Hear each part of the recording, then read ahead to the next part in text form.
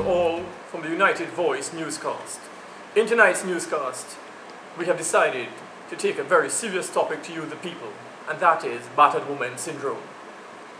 Battered woman syndrome is considered to be one of the ugliest forms of domestic violence suffered by women across the world. Battered woman syndrome is recognized as a psychological condition that is used to describe someone who has been the victim of consistent and/or severe political abuse. To be classified as a battered woman, one must have gone through 2 cycles of abuse. These cycles of abuse occur in repeating patterns. Abuse is identifiable as being cyclical in 2 ways. 1, being removed as Attorney General to make ways for the MPs, the campaigning by the political leader against Mrs. Bissessar for deputy political leadership, and 2, the second cycle of abuse that Mrs. Bissessar has faced is when she was bypassed for the leadership of the Alliance, and in a bombshell dropped by the political leader was made head of a dead woman's arm. And the latest form of abuse being thrown upon Mrs. Bissessar by the political leader is that she was named as a chairperson of a group to bring unity amongst all opposition parties. Clearly, the leadership of the UNC doesn't realize that that is what MPs Jack Warner, Winston Gypsy Peters, and Ramesh Lawrence Maraj have been trying to do. But back to battered woman syndrome. There are generally 4 stages in the woman syndrome. Stage 1, denial. Denial of the battered woman occurs when she denies to herself and others that there is a problem.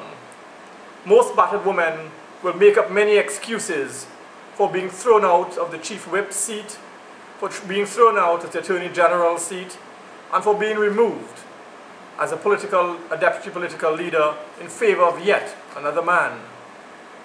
Stage 2 of this denial and guilt being faced by Mrs. Bissessar is when she truly recognizes or acknowledges that there's a problem.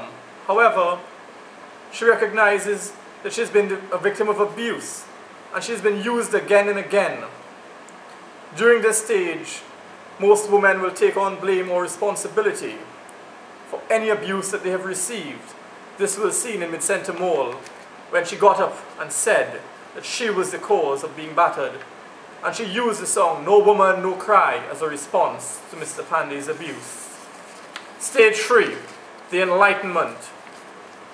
Stage 3 of battered woman syndrome occurs when a battered woman starts to understand that no one deserves to be abused. The woman comes to see that the abuse that she receives from her leader are not justified, that she's well known, she's intelligent, she's an ambitious person, and she's a very good speaker. However, she stays with her abuser in an attempt to keep the relationship intact, with hopes of change and hopes that she will one day become the political leader. And stage 4. This stage occurs when a battered woman recognizes that her abuser has a problem that only he can fix. In this stage, women come to understand that nothing they say or do can ever help or be good enough for their abusers. Women in this stage choose to take the necessary steps to leave their abusers and begin to start new lives. We at the group are wishing to help all battered women in the UNC to come forward, and we're making a special plea to our battered Mrs. Kamala Prasad Bissessar, who has been abused and used time and time again by the political leader. We're offering counseling to her, we're offering help to her, and there is no charge, no cost. All she has to do is join the movement for change before it's too late. Mrs. Bissessar, you're brilliant, you're ambitious, you're a woman full of integrity, you're a woman of the people. We're extending a hand to you. Leave your abusers and join the movement for change. This has been the United Voice signing out tonight on Battered Woman Syndrome. Thank you very much for joining.